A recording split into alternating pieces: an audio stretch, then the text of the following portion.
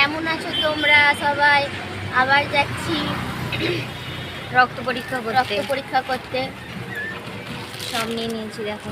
আর তোমাদের দাদা ভাই সেই দেখো, বললাম জিলিপি খাবো, সেই জন্য জিলিপি আনতে চলে গেছে এখানে, বলে গরম গরম যদি থাকে তাহলে নিয়ে আসবো। আমাদের এখানে আর পাওয়া যাচ্ছে না জিলিপি, সেই জন্য জিলিপি নেওয়া হয়নি। সকাল এখন 8টা বাজেনি, পৌনে 7টা বাজে, সরি পৌনে 8টা বাজে না, 58 হচ্ছে, 7টা 58 হচ্ছে, 7টা 58 হচ্ছে। আমাদেরকে ওইখানে গিয়ে পৌঁছাতে হবে 8:30টার সময়। তো দেখিস ঘুম থেকে উঠেই চা খেয়ে চলে এসেছি। দিদি চা খেয়েছে, আমি ডাব খেয়েছি। সকালে ঘুম থেকে উঠে গ্যাসের ওষুধ খেয়ে, ডাব খেয়ে, একটা পুরি খেয়ে তারপর বেরিয়েছি। দিদি চা খেয়েছে, আমাকে চা তোমাদের দাদা ভাই খেতে দিল না, পুরিও খেতে দিচ্ছিল না। যেরকম করে একটা খেয়েছি, কালকে রাতের বেলা তো পুরো খাওয়াই ডগে উঠে গেছে। কালকে যে দিনের বেলা খেয়েছি ওটাই লাস্ট। চলো পরে দেখা হচ্ছে, দেখতে থাকো। হ্যালো বন্ধুরা, গুড মর্নিং। এটা হচ্ছে সোমবারের সকালবেলা, ঠিক আছে? যেটা আগে তোমরা দেখলে 1 মিনিট কত সেকেন্ডে, ওইটা হচ্ছে রবিবারের সকালবেলা রক্ত পরীক্ষা দিতে গিয়েছিলাম সেইটা। আর সেটা তোমাদের সামনে পোস্ট করেছি, কিন্তু এইটুকুনি সিনটা নেওয়া হয়েছিল না, তাই জন্য ভাবলাম আজকে এই ভিডিওর মাধ্যমে তোমাদের সাথে শেয়ার করে দিই, তাই তোমাদেরকে দিয়ে দিলাম। ওইখানে আমি তোমাদেরকে দেখাচ্ছিলাম, দেখো দিদির ডান্স। আর দিদি যেই ডেকে নিয়েছে আমি ভিডিও করছি, অমনি ওর লজ্জা পেয়ে গেছে, একদম লজ্জাবতী রূপবতী হয়ে গেছে। ও আর ডান্স করলো না লজ্জাতে। এমনি টাইমে ও ডান্স করে ক্যামেরার সামনে, কিন্তু কি জানি কি হয়েছিল কালকে, তো ডান্স করিনি, ঠিক আছে? এটা হচ্ছে সোমবারের ব্লগ। আর দেখো আমরা যাচ্ছি, আমি এবারে বেরোবো হচ্ছে, ঠিক আছে? 9:30টার সময় যাওয়ার কথা রয়েছে। তো তোমাদের দাদা ভাই আসছে, আমি কিন্তু রেডি আছি। আর দিদি হচ্ছে রেডি হবে, দিদি হচ্ছে গা ধোবে, গা ফা ধুয়ে জামা কাপড় পরে রেডি হবে। আর মা এদিকে রান্না চাপিয়ে দিয়েছে। আর মা হচ্ছে পেঁপে কাটছে, আব্বাজি বললো পেঁপের ভাজি করতে, আর আমার জন্য আলু ভাজি করে দিয়েছিল। আমি কিন্তু খেয়ে নিয়েছি, ঠিক আছে? তো দেখো আমি খেয়ে দিয়ে কিন্তু রেডি হয়ে গেছি, আর রেডি হয়ে বোরকা পরে নিয়েছি দেখো, আর রিপোর্টগুলোও নিয়ে নিয়েছি। দিদি দেখো কাপড় ফাপড় পরে রেডি হয়ে আগেই বেরিয়ে গেছে। আর এইটা দেখো হচ্ছে মঙ্গলবারের সকালবেলা, মানে রবিবার, সোমবার, মঙ্গলবার 3 দিনের মিলিয়ে ব্লগটা তোমাদের সাথে শেয়ার করছি। আমার এত গরম হচ্ছে গাইস, আর কালকে থেকে না আমার শরীরটা এত খারাপ হয়ে রয়েছে যে কিছু বলার কথা না। তো এখনও পর্যন্ত অনেক খারাপ হয়ে রয়েছে। দেখো আমি দুটো পাখা চালিয়ে বসে রয়েছি, গরমেতে জান বেরিয়ে যাচ্ছে। এইদিকে ভাত ডাল হয়ে গেছে, আর আমার খুব গরম হচ্ছে বলে ভাত ডালকে নাবিয়ে আমি কিন্তু বসেছিলাম হাওয়াতে, পাখাতে। কেমন হচ্ছিল বলে শুয়েছিলাম ধরো।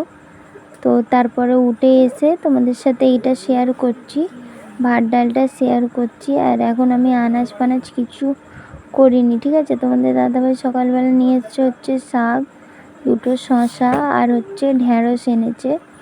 তো ঢ্যাঁড়স দিয়ে আলু দিয়ে চচ্চড়ি করব, আর শাক এমনি চচ্চড়ি করব, কোনো আলু ফালু দেবো না, ঠিক আছে?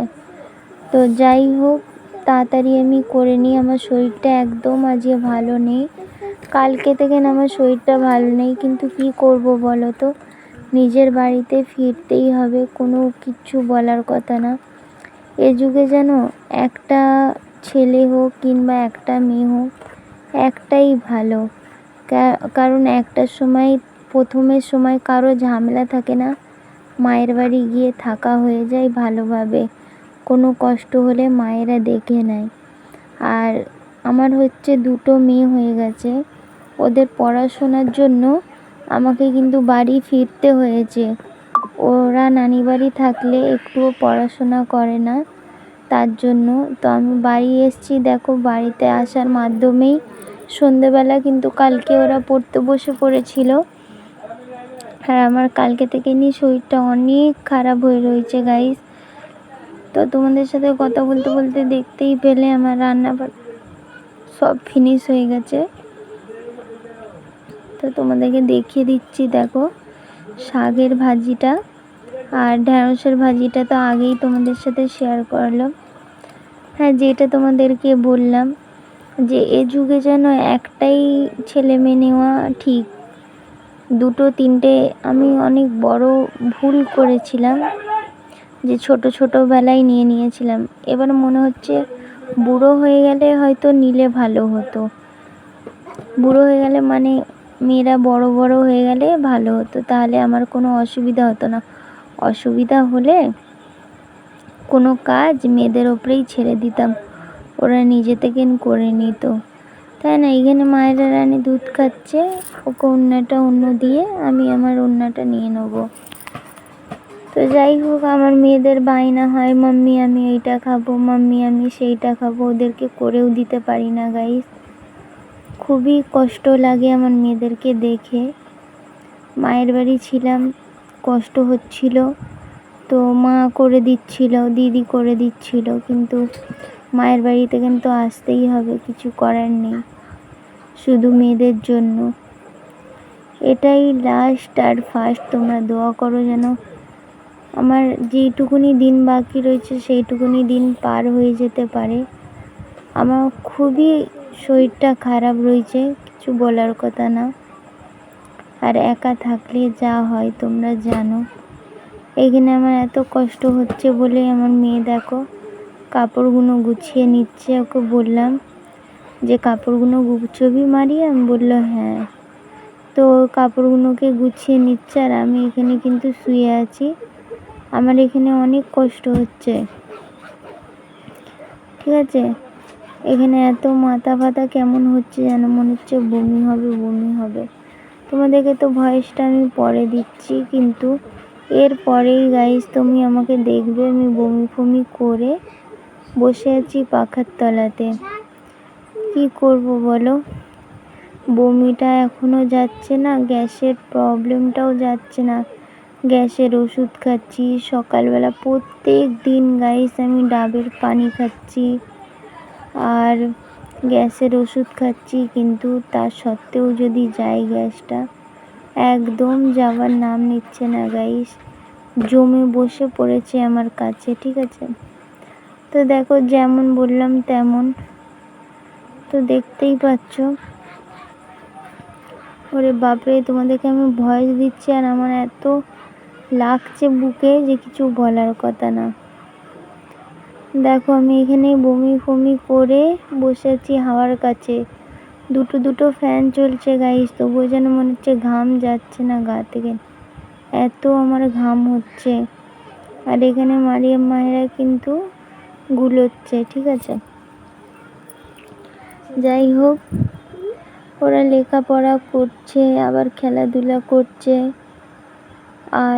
আর কি ওদের কাজ বলো? ওদের আর কিছু কাজ নেই। আর যত কষ্ট আমারই হচ্ছে দেখতে পাচ্ছ, আর আমার মেয়েদের জন্যও কষ্ট হয়। আমার মারিয়াম আমাকে দুটো তিনটে খাবারের জন্য বলল, মাম্মি আমাকে ম্যাগি করে দেবে, মাম্মি আমাকে করে দেবে, মানে সুজির হালুয়া।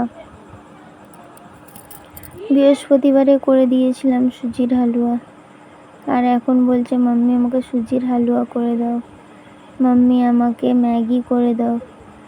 কিন্তু আমার বাচ্চাদেরকে কি করে বোঝাই বলো? শরীরটা তো একদমই বইছে না আমার যে আমি ওদেরকে করে দেবো ম্যাগি কিংবা সুজির হালুয়া। আর আমার মেয়েদেরকে দেখো কেমন আমার পিঠের কাছে এসে জড়িয়ে গেছে। এসব দেখে কি মায়া লাগে না বলো গাইস? যতই যাই হোক, এরাই তো এখন আমার কলজের টুকরো আছে বলো। এদের জন্য এখন পেরে উঠতে পারছি না গাইস কিছু করার জন্য। আর যে মায়ের বাড়ি গিয়ে থাকবো সেই পজিশনটাও আমি পাচ্ছি না। কি করব, মেয়েদের ভবিষ্যৎও দেখতে হবে। তো যাই হোক, আমার মতন আর ভুল কেউ যেন করো না। কারোর যদি কেউ থাকে সামনে দেখাবার জন্য তাহলে নিও গো, নাহলে একা পেরে উঠতে পারবে না আমার মতো। একা থাকলে কেউ নিও না।